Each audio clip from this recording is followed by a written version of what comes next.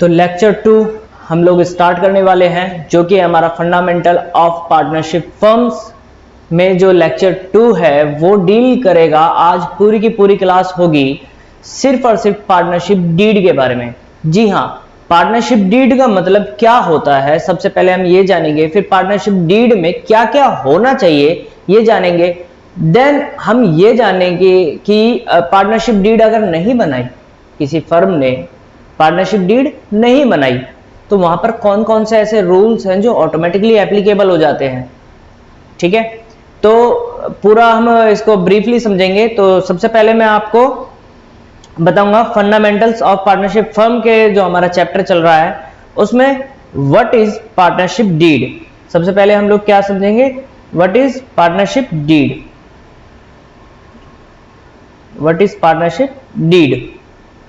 तो बेसिकली जो हमारी डीड होती है वो एक रिटन डॉक्यूमेंट होता है। क्या होता है? एक रिटन डॉक्यूमेंट होता है। एक आप सब हम जैसे जानते हैं, लेक्चर 1 में हमने जैसे पढ़ा भी था कि पार्टनरशिप एक एग्रीमेंट है, एक रिलेशन है जो कि एक एग्रीमेंट के थ्रू जनरेट होता है, क्रिएट होता है। एक ऑब्लिगेशन होता है पार्टनर्स का आपस में कि वो ये काम करेंगे और वो सब उस पर सहमत होते हैं। तो वैसे ही पार्टनरशिप डीड क्या है? It is a written document in which terms of partnership are mentioned. क्या मेंशन होगा? सबसे पहले टर्म्स एंड कंडीशंस एक डॉक्यूमेंट में लिखी जाती हैं, जिससे कि ये पता चलता है कि पार्टनरशिप फर्म जो है वो क्या काम करेगी, पार्टनर्स के क्या ऑब्लिगेशंस होंगे, पार्टनर्स के क्या राइट्स होंगे, पार्टनर्स की क्या रिस्पॉन्सिबिलिटीज होंगी। ये सारी बातें लिखी जाती है।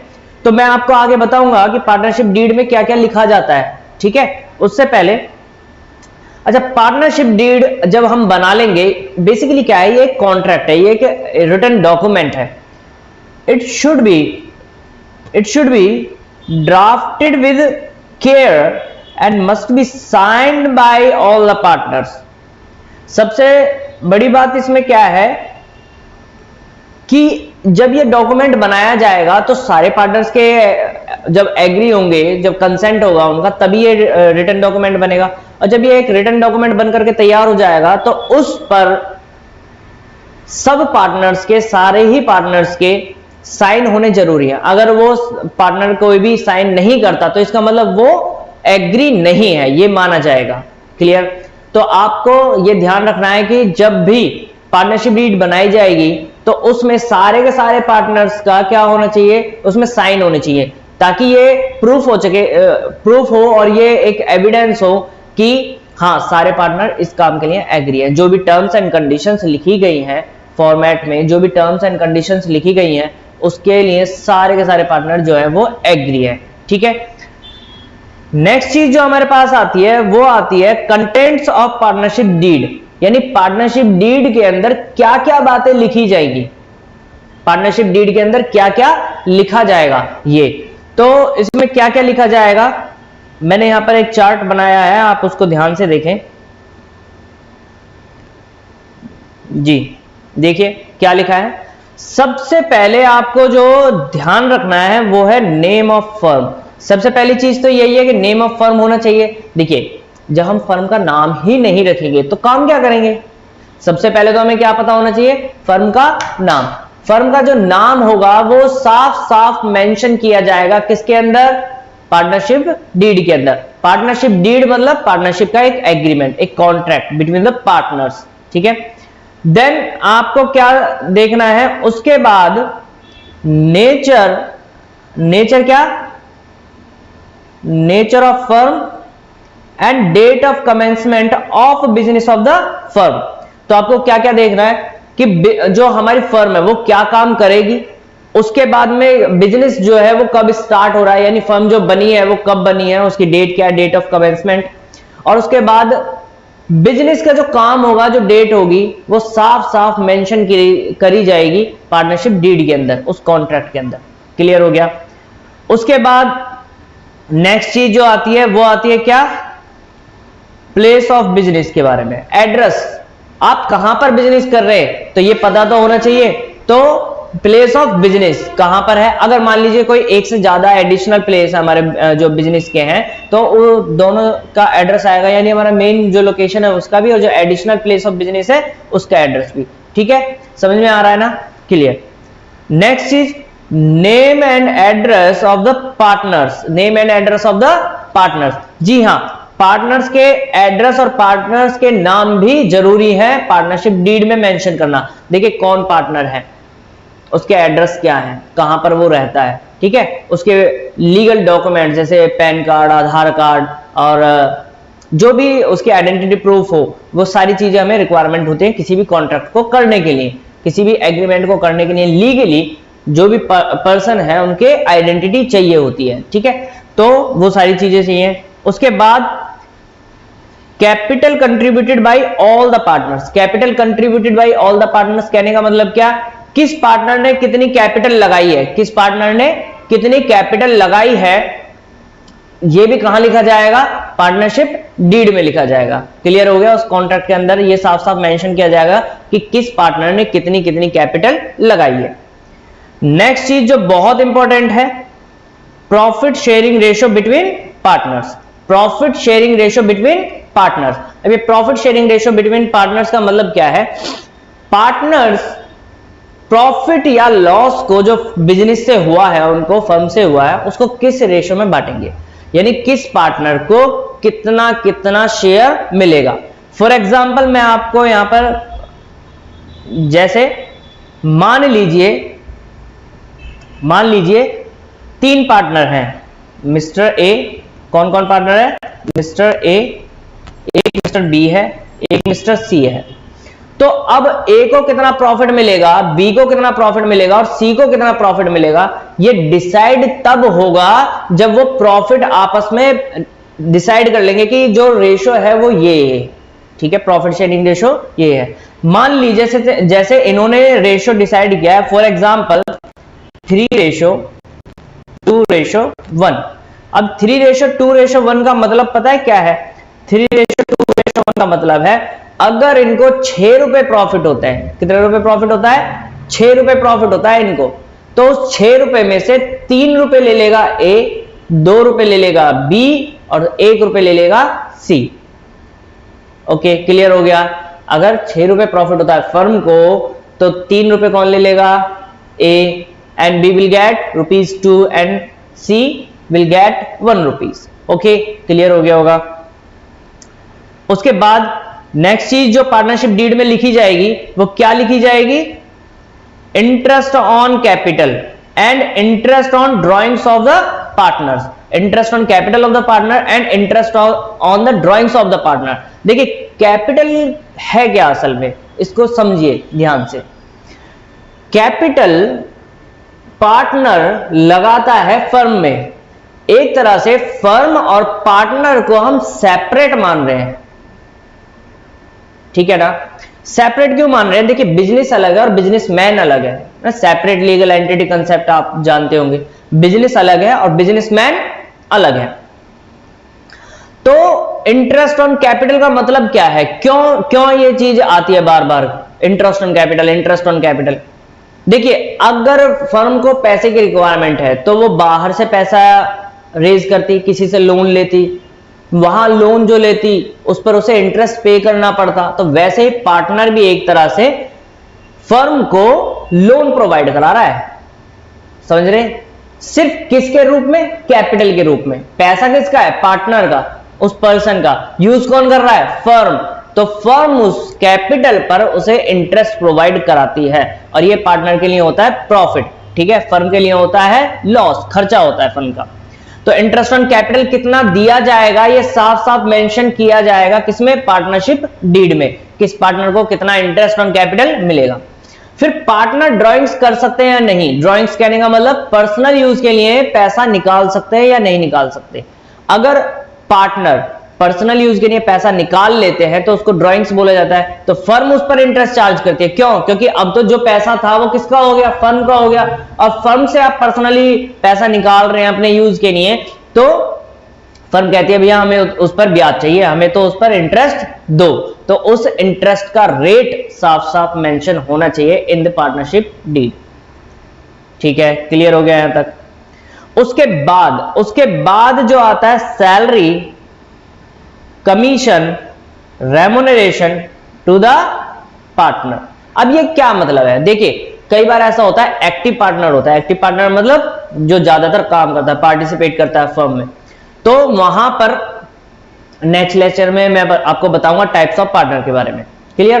तो अभी मैं आपको बता रहा हूं कि सैलरी टू पार्टनर या कमीशन टू पार्टनर या रेम्युनरेशन टू पार्टनर का मतलब क्या है। कोई पार्टनर ज्यादा एफर्ट कर रहा है फर्म में as compare to other partners, वो दूसरे पार्टनर्स के तुलना में क्या कर रहा है, वो ज्यादा मेहनत कर रहा है, ज्यादा वर्क कर रहा है।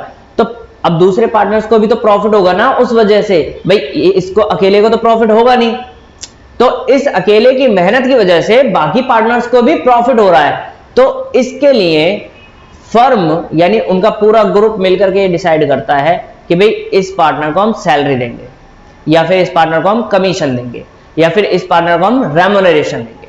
क्लियर हो गया? क्लियर हो गया। मान लीजिए मैं, आप और आपके दोस्त हैं, हम 3 जने हैं और पार्टनरशिप फर्म है हमारी। आपको अकाउंट्स की ज्यादा नॉलेज है और मैं कहता हूं देखिए हमें अकाउंटेंट रखना पड़ेगा बाहर से, तो आप एक काम कीजिए ना, अरे आपको तो आता है ना अकाउंट्स का काम, तो आप ही क्यों नहीं कर लेते? भाई बाहर के व्यक्ति को हमें सैलरी देनी पड़ेगी एक्स्ट्रा, और फिर दूसरी चीज ये कि वो टाइम से आएगा, अपने टाइम पे चला जाएगा, ना कोई बर्डन लेगा, ठीक है ना, एक्स्ट्रा काम नहीं करेगा, एक्स्ट्रा एफर्ट नहीं करेगा। लेकिन आप तो अपने हैं ना, तो आप कम पैसे ले लीजिए, ज्यादा काम कीजिए, क्योंकि आप खुद करेंगे, क्योंकि आपको पता है आप ज्यादा काम करेंगे तो उससे फर्म को प्रॉफिट होगा। फर्म को प्रॉफिट जितना ज्यादा होगा, आपका इंडिविजुअल शेयर भी तो उतना ही ज्यादा होता चला जाएगा ना। समझ रहे हैं ना? क्लियर हो रहा है? तो इसलिए ऐसे पार्टनर को तैयार किया जाता है कि भाई आप काम कर रहे हैं, ठीक है, तो आप सैलरी लीजिए, या फिर अगर आप एक्स्ट्रा सेल कराते हैं तो आपको कमीशन मिलेगा या इंसेंटिव मिलेगा। क्लियर हो गया? तो वो कितना मिलेगा, सैलरी कितनी मिलेगी किस पार्टनर को, वो साफ साफ लिखा होगा पार्टनरशिप डीड में। कमीशन किस पार्टनर को कितना मिलेगा, वो साफ साफ लिखा हुआ होगा, ठीक है। उसके बाद अब देखिए बहुत इंपॉर्टेंट चीज है, ये मैंने येलो कलर के अंदर लिखा हुआ है, तो इसका मतलब कुछ तो जरूरी चीज है। क्यों? पीके आपने मूवी देखी होगी, और येलो कलर ना दूर से फोकस मारता है, तो इसलिए मैंने इसको येलो किया ताकि आपका ध्यान इस पर जाए। कहता है the above clause are necessary in all deeds. सारी डीड्स जितनी भी बनेंगी, डीड्स कहने का मतलब एग्रीमेंट, जितनी भी पार्टनरशिप फर्म में डीड्स बनेंगी, कोई भी अगर अपनी फर्म बना रहा है तो पार्टनरशिप डीड जो बना रहा है, उसमें जो अभी हमने पीछे पढ़े हैं ना ऊपर, ये जितने भी हमने क्लॉज पढ़े हैं, name of firm, nature, salary, partner के नाम, एड्रेस, कौन कितना शेयर लगा रहा है, कौन कितना प्रॉफिट अर्न करेगा, कौन कितना कैपिटल लगा रहा है, ये सब बातें जरूरी है, ये सब बातें जरूरी हैं, करनी ही पड़ेंगी। Without which registration procedure can not be completed. यानी कि इसका मतलब क्या हुआ कि अगर आप ये सारी चीजें नहीं रखते, यानी जो ऊपर हमने अभी पढ़ी है चीजें, ये जो सारी चीजें अपनी हमने पढ़ी है ऊपर, अगर आप ये क्लॉज नहीं रखते अपने पार्टनरशिप डीड में, तो अगर आप रजिस्ट्रेशन कराने जाएंगे अपनी फर्म का रजिस्ट्रार के पास, तो वो फेल कर देगा, वो प्रोसीजर कंप्लीट नहीं हो पाएगा, क्योंकि पार्टनरशिप डीड जरूरी चाहिए आपको पार्टनरशिप फर्म को रजिस्ट्रेशन कराने के लिए, ठीक है। तो पार्टनरशिप फर्म का जो रजिस्ट्रेशन है वो डीड पे डिपेंड करता है, और डीड जो है उसमें ये सारी चीजें लिखी होनी चाहिए, उस एग्रीमेंट में, उस कॉन्ट्रैक्ट में ये सारी चीजें लिखी होनी चाहिए, तभी आपको क्या मिलेगा, रजिस्ट्रेशन, तभी आपको सर्टिफिकेट ऑफ रजिस्ट्रेशन मिल पाएगा रजिस्ट्रार के थ्रू। क्लियर हो गया? यहां तक समझ में आया कि पार्टनरशिप डीड क्या होती है, उसमें क्या क्या लिखा हुआ जाता है, सब चीज क्लियर हो गई। नेक्स्ट आता है, मान लीजिए अभी सर आप बोलते जा रहे हैं पार्टनरशिप डीड होनी चाहिए, पार्टनरशिप डीड जरूरी है, रजिस्ट्रेशन, मान लो अब रजिस्ट्रेशन तो कंपलसरी होता है, ऐसा है क्या? नहीं, रजिस्ट्रेशन कंपलसरी नहीं है पार्टनरशिप फर्म के लिए। कोई पार्टनरशिप फर्म चाहती है कि हम रजिस्ट्रेशन नहीं कराना चाहते तो मत कराइए, कोई कंपल्सन नहीं है, कोई मजबूरी नहीं है, आपकी इच्छा है, वॉलंटरी है, आप चाहे तो करा सकते हैं, चाहे तो ना कराएं। Are you getting my point? मतलब क्या है कि पार्टनरशिप फर्म के लिए रजिस्ट्रेशन प्रोसेस जरूरी नहीं है, रजिस्ट्रेशन कराना जरूरी नहीं है, ठीक है ना। तो अगर रजिस्ट्रेशन नहीं करा रहे तो हो सकता है ना पार्टनरशिप फर्म ने डीड भी ना बनाई हो, पार्टनरशिप डीड नहीं बनाई हो। समझ में आ रहा है? अगर देखो पार्टनरशिप डीड बनाई है तो बहुत ही बढ़िया, उसी के अनुसार काम कीजिए, टर्म्स एंड कंडीशन सब कुछ मेंशन है। बाई चांस किसी ने पार्टनरशिप डीड नहीं बनाई, तो अगर पार्टनरशिप डीड नहीं बनाई गई है तो उस केस में इंडियन पार्टनरशिप एक्ट 1932 के कुछ रूल्स हैं जो ऑटोमेटिकली एप्लीकेबल हो जाते हैं उस फर्म पे जिस फर्म ने पार्टनरशिप डीड नहीं तैयार की, ठीक है। तो वो क्या क्या रूल हैं वो समझिए। Rules applicable in the absence of partnership deed. सबसे पहले क्या आता है? सबसे पहले आता है हमारा profit sharing ratio will be equal. Profit sharing ratio क्या होगा? इक्वल होगा। इक्वल कहने का मतलब मान लीजिए एक्स, वाई और जेड तीन पार्टनर हैं और इन्होंने पार्टनरशिप डीड नहीं बनाई। किसी ने कितना भी पैसा लगा रखा हो फर्म में, किसी ने कितना भी कैपिटल कंट्रीब्यूट कर रखी हो, कोई कितना ही पढ़ा लिखा ज्यादा हो, कोई कितना ही पहुंच वाला हो, अप्रोच हो उसकी, प्रॉफिट शेयरिंग रेशियो सर बराबर होगा। क्या होगा? बराबर होगा। बराबर होने का कहने का मतलब क्या है? अगर 3 रुपए प्रॉफिट होगा तो तीनों में बराबर बराबर बटेगा, 5 रुपए होगा तो बराबर बराबर बटेगा, 10 रुपए होगा तो बराबर बराबर बटेगा। बात समझ में आ गई? जितने भी पार्टनर्स होंगे सबका बराबर बराबर शेयर होगा अगर पार्टनरशिप डीड नहीं बनाई गई है तो। और अगर पार्टनरशिप डीड बना रखी है तो सीधी सी बात है ना, हमने अभी तो पढ़ा था क्या जरूरी था पार्टनरशिप डीड में, हमें सबसे जरूरी यह था कि प्रॉफिट शेयरिंग रेशियो, देखिए यहां पर profit sharing ratio between partners, ये तो होना ही चाहिए, होना ही चाहिए ना पार्टनरशिप डीड बनाएंगे तो ठीक है, पार्टनरशिप डीड बनाई होगी तो इसका मतलब हमने प्रॉफिट शेयरिंग रेशियो भी डिसाइड कर लिया होगा, तो कोई प्रॉब्लम ही नहीं है। लेकिन अगर पार्टनरशिप डीड नहीं बनाई तो प्रॉब्लम है ना दोस्त, तो प्रॉब्लम है ना। तो फिर क्या कहा गया इंडियन पार्टनरशिप एक्ट 1932 में कि भैया तुम मत बनाओ पार्टनरशिप डीड, हमें कोई दिक्कत नहीं है, हम सबको मान लेंगे बराबर पार्टनर है, कोई किसी के साथ धोखा नहीं करेगा, कोई किसी के साथ फ्रॉड नहीं करेगा, कोई जबरन अपनी अप्रोच का, अपनी क्वालिफिकेशन का, अपने पैसे का, रुतबे का गलत फायदा नहीं उठाएगा, दूसरे को नहीं दबाएगा। और हम क्या मान लेंगे? भैया ऐसा है, आप सब बराबर है हमारी नजर में, कानून की नजर में सब बराबर है। तो कानून ये कह रहा है, कौन सा कानून? कौन सा कानून? हम कौन सा कानून की बात कर रहे हैं यहां पर? इंडियन पार्टनरशिप एक्ट, भारतीय साझेदारी अधिनियम, ठीक है। तो वो क्या कहता है कि हम मान लेंगे कि तीनों पार्टनर, 2 पार्टनर, 5 पार्टनर, 10 पार्टनर, जितने भी हैं पार्टनर, सबका बराबर बराबर शेयर होगा फर्म में। क्लियर हो गया? तो प्रॉफिट शेयरिंग रेशियो क्या होगा? हमेशा इक्वल होगा। सेकंड चीज, no interest on capital will be allowed to any partners. No interest on capital, interest on capital के बारे में अभी हमने पढ़ा था, इंटरेस्ट ऑन कैपिटल क्या होता है। तो क्या कह रहा है कि इंटरेस्ट ऑन कैपिटल नहीं दिया जाएगा किसी भी पार्टनर को, चाहे किसी ने 1 रुपया लगा रखा है या किसी ने 10 लाख रुपए लगा रखे हैं, किसी भी पार्टनर को कोई भी इंटरेस्ट नहीं दिया जाएगा उसकी कैपिटल पर, क्योंकि डिसाइड तो है ही नहीं, पार्टनरशिप डीड ही नहीं बनाई आपने। जब पार्टनरशिप डीड नहीं बनाई तो सीधी सी बात है कि आपने इंटरेस्ट ऑन कैपिटल का रेट भी फिक्स नहीं करा होगा, आपने डिसाइड नहीं करा होगा। जब डिसाइड नहीं करा तो किसी भी पार्टनर को कोई इंटरेस्ट ऑन कैपिटल नहीं मिलेगा। सैलरी के बारे में पढ़ा था, कमीशन देना है, अब कोई नहीं देना, नो सैलरी, कमीशन, रेम्युनरेशन कुछ नहीं देना। अगर पार्टनरशिप डीड नहीं बनाई तो कोई सैलरी नहीं, कोई कमीशन नहीं, कोई रेम्युनरेशन नहीं, कोई इंसेंटिव नहीं। कोई कितना ही काम करे, करता जा, हमें नहीं पता, हमने टर्म्स एंड कंडीशन डिसाइड नहीं कर रखी, तो किसी पार्टनर को कोई सैलरी, रेम्युनरेशन, कमीशन नहीं मिलेगा। कई बार क्या होता है ना कि पार्टनर फर्म को कैपिटल के अलावा लोन भी दे देता है, कैपिटल के अलावा लोन भी दे देता है। क्या मतलब इसका? कैपिटल लगा दी थी पार्टनर्स ने, बिजनेस स्टार्ट हो गया, अचानक से फर्म को जरूरत पड़ गई पैसे की, फर्म कह रही थी चलो भाई बैंक चलते हैं, लोन ले लेते हैं। बैंक ने कहा नहीं नहीं नहीं नहीं, ऐसे लोन नहीं मिलेगा, कुछ सिक्योरिटी के तौर पर लेकर के आओ, कुछ सिक्योरिटी के तौर पर लेकर के आओ, गिरवी रखो हमारे पास। पता गिरवी रखने का सर होता तो फिर आपके पास लोन थोड़ी लेने आते। वो गए किसी साहूकार के पास, फर्म किसके पास जा रही है अब? साहूकार के पास। साहूकार ने कहा ठीक है दे दूंगा 10% के इंटरेस्ट पे। मैं क्या लगाऊंगा? 10 रुपए 100 रुपए के हिसाब से, मतलब 100 रुपए अगर आप लोन लेते हो तो आपको 10 रुपए उसका इंटरेस्ट देना पड़ेगा। अरे बाप रे बाप, ये तो बड़ी मुश्किल आ गई। इंटरेस्ट कौन भरेगा इतना ज्यादा? बैंक के पास जा रहे हैं तो वो सिक्योरिटी मांग रहा है, गिरवी रख रहा है कुछ। इसके पास आ रहे हैं तो ये गिरवी भी रख रहा है कुछ ना कुछ और इंटरेस्ट भी ज्यादा ले रहा है। ये तो डबल मार रहा है भाई, क्या करें? पैसे की रिक्वायरमेंट तो है।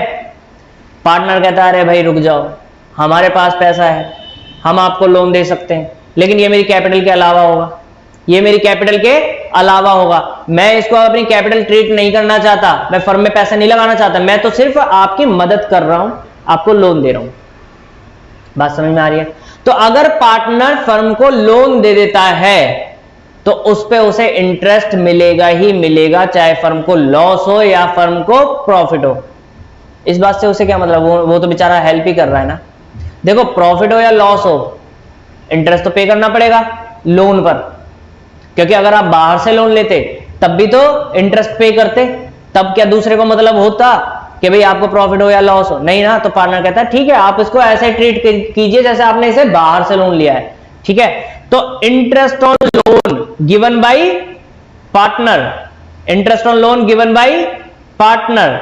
तो अगर पार्टनर ने लोन दिया है तो 6% पर एनम के हिसाब से उसे इंटरेस्ट मिलेगा। 6% पर एनम के हिसाब से उसे क्या मिलेगा? इंटरेस्ट मिलेगा। बात समझ में आ गई? अगर आपने डिसाइड कर रखा है, यानी पार्टनरशिप डीड बना रखी है, पार्टनरशिप डीड अगर आपने बना रखी है तो आपने इंटरेस्ट ऑन लोन के बारे में लिखा हुआ होगा कि कितना % मिलेगा।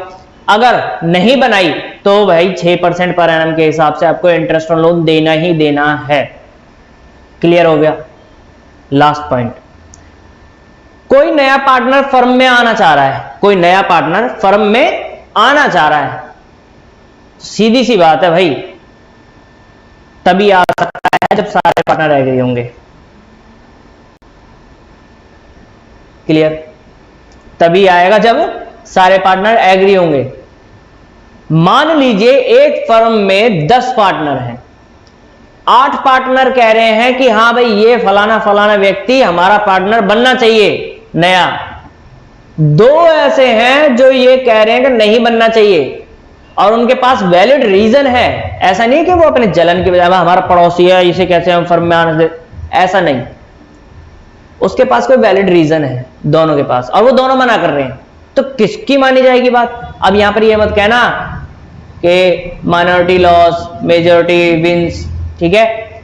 यहां पर क्या कहा गया है, जो वर्ड आया है कि ऑल, वर्ड क्या आया? ऑल। सारे पार्टनर एग्री होंगे तभी कोई नया पार्टनर फर्म में आ सकता है, अदरवाइज कोई नया पार्टनर फर्म में नहीं आ सकता। समझ में आ गई बात? क्लियर? तो सारे प्रोविजंस क्लियर हो गए होंगे आपको। तो आज क्या क्या पढ़ा हमने? सबसे हमने पहले पढ़ा पार्टनरशिप डीड होती क्या है। तो क्या होती है? ये एक रिटन डॉक्यूमेंट होता है जिसमें सारी टर्म्स एंड कंडीशंस लिखी जाती हैं और ये एक कॉन्ट्रैक्ट की तरह काम करता है, एक वैलिड कॉन्ट्रैक्ट होता है। उसके बाद इसके अंदर क्या क्या लिखा जाता है? तो क्या क्या लिखा जाता है सर? फर्म का नाम, फर्म का पता, फर्म क्या काम करेगी, फिर कौन कौन पार्टनर है, पार्टनर के नाम, उनके पता, उन्होंने कितना कितना पैसा लगाया है, यानी कैपिटल कितनी लगाई है, उसके बाद उनको इंटरेस्ट ऑन कैपिटल कितना मिलेगा, अगर वो पर्सनल यूज के लिए ड्राइंग्स कर लेते हैं तो कितना % उन पे इंटरेस्ट चार्ज करेगी फर्म, ठीक है। किसी पार्टनर को सैलरी मिलेगी या नहीं मिलेगी, मिलेगी तो कितनी मिलेगी, ये बात लिखी होगी। किसी पार्टनर को कमीशन मिलेगा या नहीं मिलेगा, मिलेगा तो कितना मिलेगा, ये लिखा हुआ होगा। उसके बाद क्या था? Profit sharing ratio, most important. क्या? प्रॉफिट शेयरिंग रेशो, कि अगर उनको प्रॉफिट होता है फर्म में तो किस पार्टनर को कितना शेयर मिलेगा, प्रॉफिट में हिस्सा कितना मिलेगा, ठीक है। तो एग्जांपल मैंने बताया था जैसे। उसके बाद मैंने आपको बताया था रजिस्ट्रेशन कराने के लिए पार्टनरशिप डीड में ये क्लॉज तो होने ही चाहिए। जो अभी हमने ये सारे क्लॉज पढ़े ना, ये जितने भी हमने क्लॉजेस पढ़े, ये सारे क्लॉज तो क्या है? ये सारे क्लॉज इंपॉर्टेंट है, ठीक है। किसके लिए? For registration. रजिस्ट्रेशन के लिए आपको करना ही पड़ेगा। क्लियर?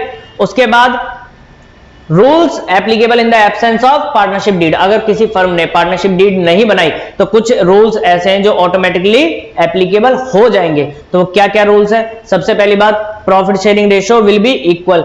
जो भी पार्टनर्स हैं उनके सबके समान समान क्या मान लिए जाएंगे? प्रॉफिट शेयरिंग रेशियो, यानी जो भी प्रॉफिट होगा वो बराबर बराबर बांट लेंगे अगर पार्टनरशिप डीड नहीं बनाई तो। उसके बाद किसी भी पार्टनर को इंटरेस्ट ऑन कैपिटल नहीं दिया जाएगा, चाहे उसने 10 लाख लगाए 10 करोड़ लगाए, कोई मतलब नहीं है। किसी पार्टनर को कोई कमीशन, सैलरी, रेम्युनरेशन कुछ नहीं देना। काम कर रहा है, बहुत बढ़िया, करे जा, हम कुछ नहीं देंगे क्योंकि हमने टर्म्स एंड कंडीशन में ये डिफाइन नहीं कर रखा। उसके बाद अगर किसी पार्टनर ने लोन दे रखा है फर्म को तो उस पे उस पार्टनर को 6% पर एनम के हिसाब से इंटरेस्ट मिलेगा ही मिलेगा। क्लियर हो गया? कोई नया पार्टनर फर्म में आ सकता है? हाँ, आ सकता है, लेकिन कब? जब सारे के सारे पार्टनर एग्री हो जाएंगे। जब सारे पार्टनर एग्री हो जाएंगे तभी कोई नया पार्टनर फर्म में आ सकता है। ठीक है? तो लेक्चर 2 में हमने जो पढ़ा है सिर्फ पार्टनरशिप डीड के बारे में पढ़ा है। पार्टनरशिप डीड क्या होती है, पार्टनरशिप डीड में क्या क्या लिखा जाता है, और पार्टनरशिप डीड नहीं बनाई तो क्या करेंगे सर। ठीक है? तो लेक्चर कंटिन्यू होते रहेंगे आप लोगों के लिए, और अगर आपको कोई डाउट्स आते हैं तो प्लीज कमेंट करें, कमेंट करके आप मेरे से पूछिए, मैं जरूर उसको सॉल्व करूंगा। कोशिश रहेगी मेरी कि आपको इजी से इजी मेथड में आपको समझाऊं। और अभी इसके प्रैक्टिकल क्वेश्चंस आने बाकी हैं। पूरा चैप्टर हम लोग करेंगे, पूरी सीरीज है हमारी। ठीक है? तो ये पूरा चैप्टर हम खत्म करेंगे विद प्रैक्टिकल ऑल्सो। ठीक है? जितने भी प्रैक्टिकल क्वेश्चंस हैं उनको सॉल्व करेंगे। तो देखते जाइए और सीखते जाइए। Thank you.